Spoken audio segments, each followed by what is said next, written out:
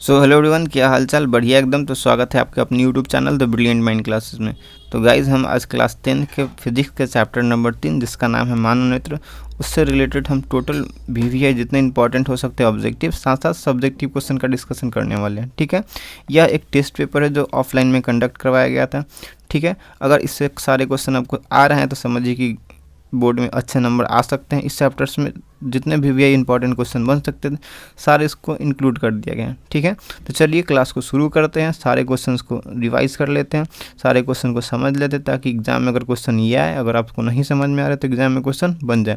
तो चलिए question number 1 के साथ शुरू करते हैं। तो क्वेश्चन नंबर 1 कह रहा है हमारा कि किसी वस्तु का प्रतिबिंब नेत्र के जिस भाग पर बनता है उसको क्या कहते हैं। ठीक है, क्वेश्चन कह रहा है किसी वस्तु का प्रतिबिंब नेत्र के जिस भाग पर बनता है वह है। ठीक है, तो ये हमारा मानव नेत्र। ठीक है, मानव नेत्र का जो भाग है इसको बोलते हैं नेत्र लेंस। ठीक है, नेत्र लेंस जैसे प्रकाश यहाँ प्रवेश करता है तो इससे आकर यह पीछे जाकर यहाँ फोटो प्रतिबिंब बनाता है। यहाँ क्या बनाता है? प्रतिबिंब बनाता है। तो नेत्र के इस भाग में किसी वस्तु का प्रतिबिंब बनता है। नेत्र के इस भाग में किसी वस्तु का प्रतिबिंब बनता है। तो नेत्र के जिस भाग में प्रतिबिंब बनता है उसको बोलते हैं रेटिना। क्या बोलते हैं? रेटिना। तो नेत्र के जिस भाग में किसी वस्तु का प्रतिबिंब बनता है उसको बोलते हैं रेटिना। तो इसका ऑप्शन नंबर हो जाएगा आंसर बी। इसका ऑप्शन नंबर क्या हो जाएगा? बी। अगला क्वेश्चन है दोपहर के समय सूर्य कैसा प्रतीत होता है। तो दोपहर के समय सूर्य की बात की जा रही है। तो अगर सुबह में बात करते हैं तो सुबह में सूर्य लाल नज़र आता है, चाहे शाम में सूर्य लाल नज़र आता है। ठीक है, दोपहर से पहले वाले है ना, यानी कि 6 बजे से लेकर 10 बजे के बीच जो आकाश और दोपहर के समय जो सूर्य थी। ठीक है, अगर दोपहर के समय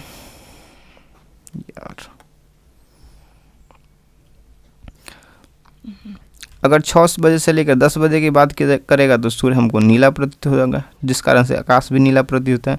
लेकिन दोपहर की बात की जा रही है तो दोपहर के समय जो सूर्य होता है, दोपहर के समय जो सूर्य होता है वो हमको श्वेत प्रतीत होता है। कैसा प्रतीत होता है? लगता है कि एकदम उजला है। ठीक है, चलिए अगर सुबह में बात करता है, सुबह या शाम में, तो सुबह और शाम के समय सूर्य हमको लाल प्रतीत होता है।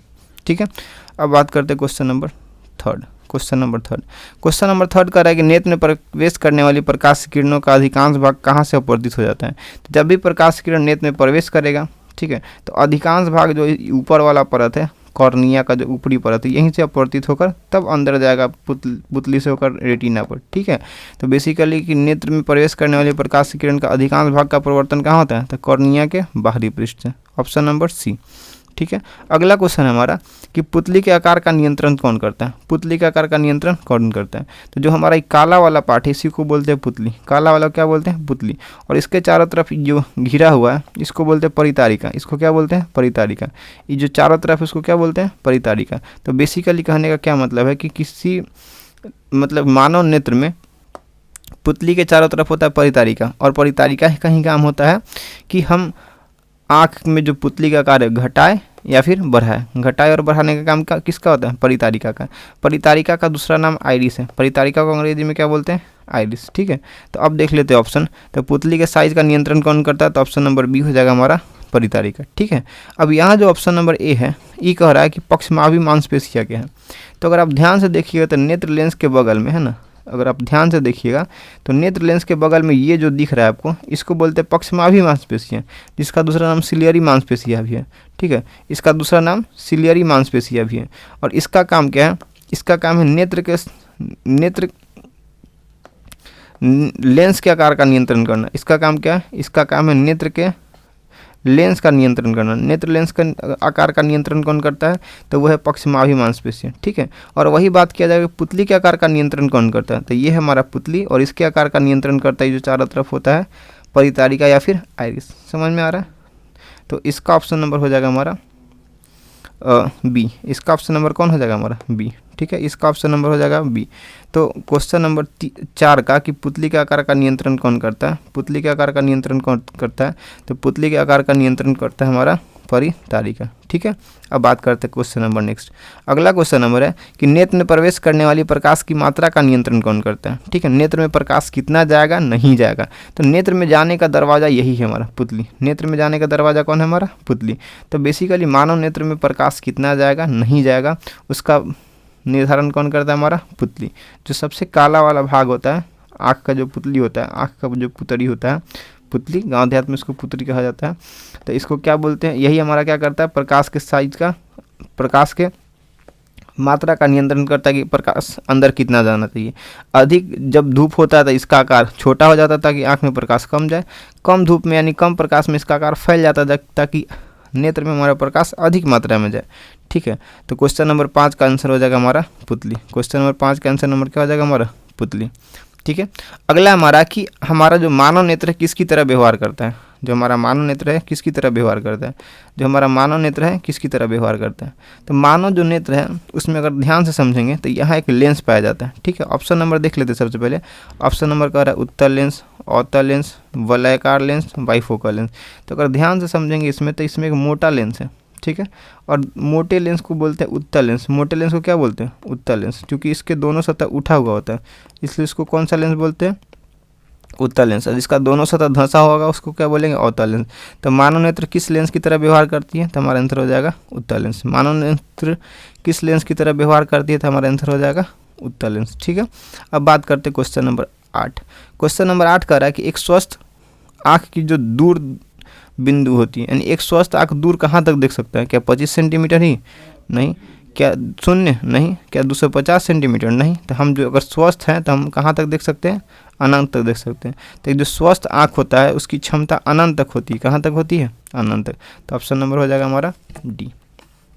ठीक है, अगला क्वेश्चन है कि समान दृष्टि के लिए वयस्क के लिए सुस्पष्ट दर्शन की न्यूनतम दूरी, न्यूनतम कहाँ तक देख सकते हैं। तो किसी व्यक्ति के लिए जो न्यूनतम दूरी होता है, किसी व्यक्ति को देखने की जो न्यूनतम दूरी होती है वो होती है 25 सेंटीमीटर। तो 9 का ऑप्शन नंबर हो जाएगा हमारा सी। ठीक है, अगला क्वेश्चन है मानव नेत्र में किसी वस्तु का प्रतिबिंब कहाँ बनता है। ठीक है ना, अच्छा कैसा बनता है, सही है। सर अगर पूछता है कहाँ बनता है तो रेटिना बनता है, तो हम बात देख लें, यहाँ पर बनता था कोना पे। ठीक है, रेटिना पे बनता था। और पूछे कैसा बनता है तो बेसिकली उत्तल लेंस किसी वस्तु का, अगर वस्तु यहाँ रखा हुआ सीधा, अगर वस्तु कैसा रखा हुआ है, सीधा रखा हुआ है, तो यह इसका प्रतिबिंब ले जाएगा जब पीछे तो इसका बना देगा उल्टा। इसका प्रतिबिंब कैसे बना देगा, उल्टा बनाएगा। इसका प्रतिबिंब कैसे बनाएगा, उल्टा बनाएगा। तो बेसिकली उल्टा और छोटा बनाता है, क्योंकि नेत्र में छोटा सा जगह ही होता है, बड़ा सा 6 फीट के आदमी का प्रतिबिंब नेत्र के अंदर बनाना है तो छोटा बनेगा। तो सबसे पहले बड़ा तो नहीं बनेगा, बड़ा नहीं बनेगा, बड़ा नहीं बनेगा तो ऑप्शन ऐसा ही खत्म हो गया। तो हमारा ऑप्शन नंबर क्या हो जाएगा, डी, कि उल्टा बनता है, छोटा बनता है, और उल्टा चीज़ हमेशा वास्तविक होता है। ठीक है, तो मानव नेत्र द्वारा किसी वस्तु का प्रतिबिंब जो बनता है कैसा होता है, वास्तविक, उल्टा तथा छोटा। अगला क्वेश्चन है निकट दृष्टि दोष को दूर करने के लिए किस लेंस का इस्तेमाल किया जाता है। निकट दृष्टि दोष में क्या होता है कि निकट रखी वस्तु के लिए जो स्पष्ट दूरी होती है कम हो जाती है। ठीक है, तो किसी भी चीज़ को बड़ा करने के लिए हम इस्तेमाल करते हैं। बेसिकली इस निकट दृष्टि दोष में क्या होता है कि जो वस्तु की जो निकट रखी वस्तु हमको नहीं दिख पाता है। ठीक है, निकट रखी वस्तु हमको नहीं दिख पाता है, तो इसके लिए हम इस्तेमाल करते हैं अवतल लेंस का। किसका इस्तेमाल करते हैं, अवतल लेंस का। अगला क्वेश्चन है क्वेश्चन नंबर 12 कि किस लेंस का उपयोग करके दूर दृष्टि दोष को खत्म किया जाता है। तो दूर की वस्तु को पास लाना है तो हम इस्तेमाल करेंगे मोटा लेंस। ठीक है, नज़दीक की वस्तु को दूर ले जाना है तो अवतल लेंस, दूर की वस्तु को निकट लाना है तो उत्तल लेंस। ठीक है, तो दूर दृष्टि को दूर करने के लिए हम इस्तेमाल करते हैं उत्तल लेंस का। किसका इस्तेमाल करते हैं, उत्तल लेंस का। ठीक है, एक तरीका भी है कि हमेशा जो निवारण होता है, हमेशा जो निवारण होना चाहिए रोग से बड़ा होना चाहिए। जैसे दूर दृष्टि दोष को दूर करना है और निकट दृष्टि दोष को दूर करना है। तो मेरे पास दो ही प्रकार के लेंस है, एक है उत्तल लेंस, दूसरा है अवतल लेंस। एक उत्तल लेंस, दूसरा अवतल लेंस। तो हमेशा जो रोग से जो उसका उपचार होना चाहिए ज़्यादा होना चाहिए। हमेशा रोग से उपचार क्या होना चाहिए, ज़्यादा। अगर निकट दृष्टि दोष का इस्तेमाल उपचार करने के लिए हम उत्तल का इस्तेमाल करेंगे तो निकट 3 अक्षर के, आई भी है 3 अक्षर का, तो निवारण नहीं हो पाएगा। ठीक है, तो 2 अक्षर के दोष के लिए 3 अक्षर का निवारण, 3 अक्षर के दोष के लिए 4 अक्षर का निवारण। यानी दूर दृष्टि दोष के लिए उत्तल लेंस और निकट दृष्टि दोष के लिए अवतल लेंस। इतना बात समझ में आ गया आपको। ठीक है, तो इसका आंसर क्या हो जाएगा हमारा कि दूर दृष्टि दोष को दूर करने के लिए 2 अक्षर के दोष है तो 3 अक्षर के लेंस का इस्तेमाल करेंगे। ठीक है, तो इसका आंसर हो जाएगा ऑप्शन नंबर बी, उत्तल लेंस। अगला क्वेश्चन है किस दृष्टि दोष को दूर करने के लिए अवतल और उत्तल दोनों लेंस से बनी द्विफोकस लेंस का इस्तेमाल करते हैं। तो कभी कभी किसी वस्तु का नहीं दूर का दिखता है और नहीं पास का दिखता है, तो उस समय एक ऐसा चश्मा बनाया जाता है जिसमें नीचे उत्तल लगा दिया जाता है और ऊपर अवतल लगा दिया जाता है। ठीक है, तो ऐसे लेंस को बोलते हैं अवतल लेंस, और इस बीमारी को बोलते हैं दीर्घ दृष्टि दोष। क्या बोलते हैं, दीर्घ दृष्टि दोष। ऑप्शन नंबर हो जाएगा हमारा बी। ठीक है, तो दीर्घ दृष्टि दोष को दूर करने के लिए हम किसका इस्तेमाल करते हैं? एक मिनट सॉरी इसमें जरा दूरदर्शिता कौन हो जाएगा? ऑप्शन नंबर जरा दूरदर्शिता। जरा दूरदर्शिता को दूर करने के लिए अवतल और उत्तल दोनों का इस्तेमाल करते हैं। अवतल उत्तल से बने हुए द्विफोकसीय लेंस का इस्तेमाल करते हैं। ठीक है, अगला क्वेश्चन है क्वेश्चन नंबर 14 कि जो नेत्र निकट रखी वस्तु को साफ साफ नहीं देख पाता। निकट की वस्तु साफ साफ नहीं देख रहा है, यानी दूर का दिख रहा है, यानी दूर का दृष्टि ठीक है फिर भी दोष है, तो इसको बोलते हैं दूर दृष्टि दोष। कौन दृष्टि दोष? दूर दृष्टि दोष। अगर निकट की वस्तु साफ साफ नहीं दिख रहा है इसका मतलब हो जाएगा दूर दृष्टि दोष, और दूर का नहीं दिखेगा तो हो जाएगा निकट दृष्टि दोष। ठीक है, अगला क्वेश्चन कह रहा है किस रंग का विचलन सबसे कम होता है? अगला क्वेश्चन कह रहा है कि किस रंग का विचलन सबसे कम होता है? तो बेसिकली जब भी प्रकाश का प्रकीर्णन होता है, जब प्रकाश के प्रकीर्णन होता है, ठीक है, जब प्रकाश का प्रकीर्णन होता है तो सबसे कम विचलित होता है लाल रंग। सबसे कम विचलित कौन होता है? लाल रंग। ठीक है, सबसे कम विचलित कौन होता है? लाल रंग। और सबसे ज़्यादा विचलित होता है बैगनी। सबसे नीचे कौन आता है? बैगनी। सबसे ऊपर रहता है लाल। बेसिकली सबसे कम विचलन किसका होता है? लाल का। सबसे कम विचलन किसका होता है? लाल का। सबसे अधिक विचलन होता है बैगनी का। सबसे अधिक विचलन किसका होता है? बैगनी का। तो क्वेश्चन कह रहा था कि किसका विचलन सबसे कम होता है? लाल रंग का। किसका विचलन कम होता है? लाल। यही रीजन है कि खतरे के चिन्ह से में किसका इस्तेमाल किया जाता है? लाल रंग का। अगला क्वेश्चन है श्वेत रंग कितने रंग से मिलकर बना होता है? तो इसका आंसर हो जाएगा ऑप्शन नंबर डी। श्वेत रंग 7 रंग से मिलकर बना होता है। इसको याद करने का तरीका था बैजानिया पिनाला। बैजानिया पिनाला। ठीक है, चलिए अगला क्वेश्चन है क्वेश्चन नंबर 18। स्पेक्ट्रम में किस रंग का झुकाव सबसे अधिक होता है? सबसे ज़्यादा झुका कौन रहता है? सबसे ज़्यादा झुका रहता है बैगनी। सबसे ज़्यादा झुका कौन रहता है? बैगनी। Option number D. स्पेक्ट्रम में सबसे अधिक झुका किसका होता है? बैगनी का। सबसे अधिक झुका होता है बैगनी का। सबसे कम पूछेगा तो लाल। सबसे कम पूछेगा तो लाल। मानव नेत्र के लिए दृष्टि की अस्थायित्व होती है, तो मानव नेत्र के लिए दृष्टि की अस्थायित्व 1/16 होती है। मानव नेत्र के लिए दृष्टि की अस्थायित्व होती है 1/16। अगला क्वेश्चन है प्राथमिक प्रकाश का प्राथमिक रंग होता है, तो प्रकाश का प्राथमिक रंग RBG 3 रंग से मिलकर बना होता है। रेड, ब्लू और ग्रीन। रेड, ब्लू और ग्रीन तीनों। रेड, ब्लू और ग्रीन। रेड, ब्लू और ग्रीन। रेड, ब्लू और ग्रीन तीनों से मिलकर प्रकाश का प्राथमिक रंग बना होता है। ठीक है, चलिए तो अगला क्वेश्चन है कि तारे टिमटिमाने का कारण क्या है? वायुमंडलीय परावर्तन, वायुमंडलीय अपवर्तन, कुल परावर्तन, कुल अपवर्तन। तो इसका आंसर हो जाएगा वायुमंडलीय अपवर्तन। वायुमंडलीय अपवर्तन के कारण ही क्या होता है? प्रकाश हमको तारा टिमटिमाते हुए नजर आता है। वायुमंडलीय अपवर्तन के कारण कौन टिमटिमाते नजर आता है? हमारा तारा। ठीक है, चलिए क्वेश्चन नंबर नेक्स्ट है कि क्वेश्चन नंबर 22। क्वेश्चन नंबर 22 कह रहा है क्वेश्चन नंबर 22 क्या कह रहा है कि प्रकाश के किस घटना के कारण सूर्य हमें वास्तविक सूर्योदय से लगभग 2 मिनट पहले नजर आता है? तो वायुमंडलीय अपवर्तन तथा प्रकीर्णन दोनों जब होगा तो हमको जो सूर्य होता है सुबह के समय सूर्य वास्तविक नहीं आभासी नजर आता है। ठीक है, वो पूरा लाल कलर का होता है। ठीक है, चलिए अगला क्वेश्चन है कि तारों का टिमटिमाना प्रकाश की किस घटना को दर्शाता है? तो प्रकाश का अपवर्तन को दर्शाता है। प्रकाश के अपवर्तन की घटना से ही पता चलता है कि तारा टिमटिमा रहा है। ठीक है, अगला क्वेश्चन है कि वायुमंडल में कौन सा रंग का प्रकीर्णन सबसे अधिक होता है? तो वायुमंडल में आकाश किस रंग का दिखता है? नीला रंग का, है ना। आकाश का रंग नीला होता है, इसका मतलब सबसे ज़्यादा प्रकीर्णन किसका होगा? नीला रंग का। तो 24 का ऑप्शन नंबर हो जाएगा हमारा बी। 24 का ऑप्शन नंबर क्या हो जाएगा? बी। अगला क्वेश्चन है कि प्रकाश के किस रंग का तरंगदैर्घ्य सबसे अधिक होता है, यानी सबसे दूर तक कौन जाता है? तो सबसे दूर तक जाता है लाल। यही रीजन है खतरे के चिन्ह से हम इसका इस्तेमाल करते हैं। सबसे कम प्रकीर्णन होता है लाल का। ठीक है, सबसे अधिक तरंगदैर्घ्य किसका होता है? लाल का। समझ में आ गया? चलिए अगला क्वेश्चन है कि जब प्रकाश किरण वायुमंडल से गुजरता है तो वायु के सूक्ष्म कण पर पड़कर प्रकाश को अधिक प्रबलता से प्रकीर्णित कर देता है। तो किस रंग का प्रकीर्णन सबसे अधिक होता है? सबसे ज़्यादा प्रकीर्णन होता है नीला रंग का, जिस कारण से आकाश कैसा नजर आता है? नीला। अगला क्वेश्चन है चंद्रमा पर खड़े व्यक्ति को आकाश कैसा प्रतीत होता है? तो चंद्रमा पर जब भी व्यक्ति खड़ा होगा तो वहाँ वायुमंडल नहीं होगा। वहाँ वायुमंडल नहीं होगा, और वायुमंडल नहीं होगा तो इसका मतलब हमारे को काला नजर आएगा। वायुमंडल होगा तब ना प्रकीर्णन होगा, और प्रकीर्णन होगा ही नहीं तो हमको आकाश का रंग कैसा नजर आएगा? काला नजर आएगा। कैसा नजर आएगा? काला। तो इसका ऑप्शन नंबर हो जाएगा हमको, इसका ऑप्शन हो जाएगा डी और इसका हो जाएगा सी। ठीक है, चलिए क्वेश्चन नंबर 28 कर रहा है किसी कोलाइडी बिलियन में निलंबित कणों से प्रकाश के प्रकीर्णन क्या कहा जाता है? तो टिंडल प्रभाव। क्या कहा जाता है? टिंडल प्रभाव। कोलाइडी बिलियन यानी किसी बिलियन में जब प्रकाश को हम भेजेंगे तो इससे जो प्रकीर्णन होता है, इसी में जो इसी में चमकीला हो जाता है, प्रकाशमय हो जाता है, इसी घटना को बोलते हैं टिंडल प्रभाव। किंडल प्रभाव कुछ नहीं होता, ठीक है। टिंडल प्रभाव क्या हो जाएगा, टिंडल प्रभाव। तो इसका ऑप्शन नंबर, इसका आंसर हो जाएगा हमारा सी, ठीक है। अगला क्वेश्चन, दृश्य प्रकाश में वर्ण का तरंगदैर्घ्य, किस वर्ण का तरंगदैर्घ्य सबसे अधिक होता है? तो सबसे दूर तक का जाता है लाल, तो सबसे अधिक तरंगदैर्घ्य किसका होगा, लाल का, ठीक है। अगला क्वेश्चन है कि किसी अंतरिक्ष यात्री को आकाश कैसा प्रतीत होता है? तो अंतरिक्ष में चूंकि वायुमंडल नहीं होता है, तो चंद्रमा वाला ही केस हो जाएगा कि चंद्रमा से देखे चाहे अंतरिक्ष से देखें, दोनों से हमको आकाश कैसा प्रतीत हो जाएगा, काला, ठीक है। इंद्रधनुष का बनना किस परिघटना पर आधारित है? तो इंद्रधनुष का बनना, उसमें 7 रंग में बढ़ जाता है, और 7 रंग में बांटने के लिए वर्ण विक्षेपण जरूरी होती है। क्या जरूरी होती है? प्रकाश का वर्ण विक्षेपण, ठीक है। तो 31 का ऑप्शन नंबर हो जाएगा सी। अगला क्वेश्चन है कि आयु बढ़ने पर मानव में होने वाला बीमारी, आयु बढ़ने पर होने वाली मानव नेत्र में अस्मंजन घट जाता है, इस दोष को क्या कहते हैं? जैसे उम्र बढ़ेगा तो क्या होता है कि आँख का पावर कम हो जाता है, और आँख का पावर कम हो जाता है तो उस स्थिति को बोलते हैं अबिंदुकता। क्या बोलते हैं? एक मिनट। आँख, तो उम्र बढ़ने के साथ नेत्र की जो क्षमता होती है घट जाती है, और नेत्र की क्षमता घट जाती है तो इस स्थिति को बोलते हैं, नेत्र की क्षमता घट जाती है तो इस स्थिति को बोलते हैं जरा दूरदर्शिता। इसको क्या बोलते हैं? जरा दूरदर्शिता, ठीक है।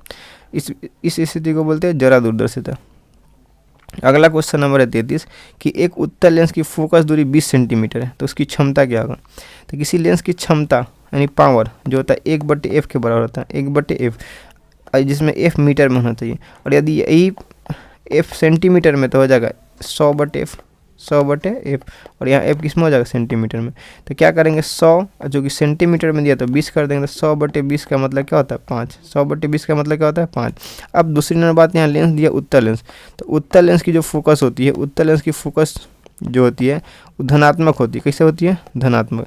तो फोकस धनात्मक होगा तो इसका क्षमता भी क्या होगा? धनात्मक। फोकस धनात्मक तो क्षमता भी क्या होगा? धनात्मक। तो अब देखिए ये 5 आना चाहिए, प्लस के 5 डायोप्टर होना चाहिए, प्लस के 5 डायोप्टर। आंसर जो होना चाहिए प्लस के 5 डायोप्टर होना चाहिए, प्लस के क्या होना चाहिए? 5 डायोप्टर। तो अब ऑप्शन नंबर में देखा जाए कि किस ऑप्शन में 5 डायोप्टर दिया, किस ऑप्शन में 5 डायोप्टर दिया, प्लस के 5। तो ऑप्शन नंबर किसी में नज़र नहीं आ रहा, ऑप्शन नंबर किसी में नज़र नहीं आ रहा, तो इसका मतलब क्या हो जाएगा? इनमें से कोई नहीं। समझ में आया? यही अवतल लेंस लिख देता तो हमारा माइनस के 5 डायोप्टर हो जाता। अगला क्वेश्चन है कि निकट दृष्टि दोष को दूर करने के लिए किस लेंस का इस्तेमाल किया जाता है? क्या बताया है कि अगर दोष 3 अक्षर के हैं तो उपचार 4 अक्षर के अवतल मार देंगे, ठीक है। अगर दोष 2 अक्षर का था, दूर चाहे दीर्घ, तो उसका क्या हो जाता है? उत्तल लेंस हो जाता है, ठीक है। अगला बात, मानव नेत्र किसकी तरह काम करता है? तो मानव नेत्र कैमरे की तरह काम करता है। किसकी तरह काम करता है? कैमरे की तरह, ऑप्शन नंबर बी। अगला, परितारिका किसका आकार का नियंत्रण करता है? तो परितारिका पुतली के साइज का नियंत्रण करता है, ठीक है। अगला क्वेश्चन है, निर्वात में प्रकाश की चाल होती है? तो निर्वात में प्रकाश की चाल होती है 3 × 10⁸ मीटर प्रति सेकंड। बहुत इंपॉर्टेंट क्वेश्चन है, भी इसको कर लेंगे, एग्जाम के लिए बहुत इंपॉर्टेंट है, ठीक है। इस बार एग्जाम में आएगा, ठीक है। अगला क्वेश्चन है कि प्रकाश की चाल सबसे कम किस में होती है? तो सबसे कम होती है निर्वात में। सबसे कम किस में होती है? निर्वात में। प्रकाश की चाल सबसे कम किस में होती है? निर्वात में। सबसे न्यूनतम किस में होती है? निर्वात में। तो 38 का ऑप्शन नंबर हो जाएगा ए। खतरे के संकेत में प्रकाश किस प्रकाश के रंग का इस्तेमाल किया जाता है?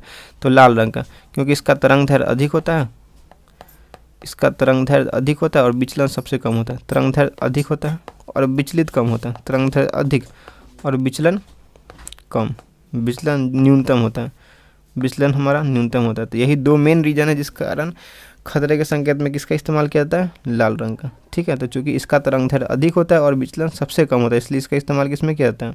खतरे की चिन्हासी में, ठीक है। नेक्स्ट क्वेश्चन है हमारा कि निम्नलिखित में से किस माध्यम में प्रकाश की चाल अधिकतम होती है? तो प्रकाश की चाल सबसे अधिक किस में होगा? जो कम घन होगा। हीरा में नहीं होगा, शीशा में भी नहीं होगा, जल में नहीं होगा। तो सबसे अधिकतम चाल किस में होगा? हवा में। तो 40 का ऑप्शन नंबर हो जाएगा हमारा ए। 40 का ऑप्शन नंबर क्या हो जाएगा? ए। हीरा का अपवर्तनांक कितना होता है? तो हीरा का अपवर्तनांक होता है 2.42। हीरा का अपवर्तनांक कितना होता है? 2.42। इंद्रधनुष रंगीन क्यों बनता है? तो चूंकि रंग का बात करता है वर्ण विक्षेपण। रंग का बात कौन करता है? वर्ण विक्षेपण। रंग का बात कौन करता है? वर्ण विक्षेपण। तो वर्ण विक्षेपण के कारण क्या होगा? रंगीन नजर आएगा। तो अवशोषण द्वारा तो नहीं होगा, ठीक है। वर्ण विक्षेपण एक यहाँ एक यहाँ। अब डिपेंड करता है कि वायु द्वारा होता है वर्ण विक्षेपण कि जल के कण द्वारा।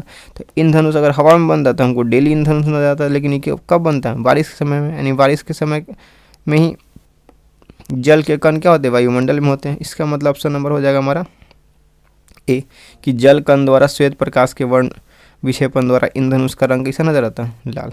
क्वेश्चन नंबर 43 है कि प्रकाश संश्लेषण के लिए सबसे प्रभावी रंग कौन है। तो वैसा रंग जो सबसे ज़्यादा तीव्र होगा, सबसे ज़्यादा इंटेंसिटी वाला, उसकी तरंग दैर्घ्य कम होगा, जिसका विचलन सबसे कम होगा, वो रंग कौन है हमारा, लाल। तो यही हमारा क्या है, प्रकाश संश्लेषण के लिए सबसे प्रभावी रंग है। ठीक है, इसमें प्रकाश संश्लेषण बहुत तेजी से होता है। ठीक है, अगला क्वेश्चन है अभिनेत्र लेंस, अभिनेत्र लेंस। ठीक है, अगला क्वेश्चन है हमारा अभिनेत्र लेंस की फोकस दूरी में परिवर्तन कौन करता है। तो जो कि अभिनेत्र लेंस यानी जो मानव नेत्र होता है, उसके लेंस के चारों तरफ जो होता है उसको परितारिका बोलते हैं। क्या बोलते हैं, परितारिका। जो इसको पकड़ के रखता है, जो समय समय पर इसके आकार को क्या करता है, नियंत्रित करता है। तो परितारिका ही क्या करेगा, हमारा अभिनेत्र के फोकस दूरी में परिवर्तन कर सकता है। ठीक है, अगला क्वेश्चन है हमारा क्वेश्चन नंबर 45। अगला क्वेश्चन है क्वेश्चन नंबर 45 कि एक प्रिज्म में कितने सतह होते हैं। तो जो एक प्रिज्म होता है उस हमको सामने से 3 सतह में दिखता है। ठीक है, 1 2 3। ठीक है, 1 2 और नीचे वाला 3 सतह, और एक आगे और एक पीछे, टोटल कितने सतह होते हैं, 5 सतह। तो एक प्रिज्म में टोटल 5 सतह होते हैं। ठीक है, तो ये हमारा टोटल 45 क्वेश्चन था जो मानव नेत्र से बन रहे होते हैं। ठीक है, यह एक बेहद इंपॉर्टेंट क्वेश्चन का सेट है जो आपके एग्जामिनेशन पॉइंट ऑफ व्यू से बहुत ज़्यादा इंपॉर्टेंट है। तो कृपया इसको रिवाइज कर लेंगे। ठीक है, उम्मीद है आपको समझ में आया होगा। अगर समझ में आया तो इसको लाइक शेयर और सब्सक्राइब कर लेंगे। फिर मिलते हैं अगले क्लास।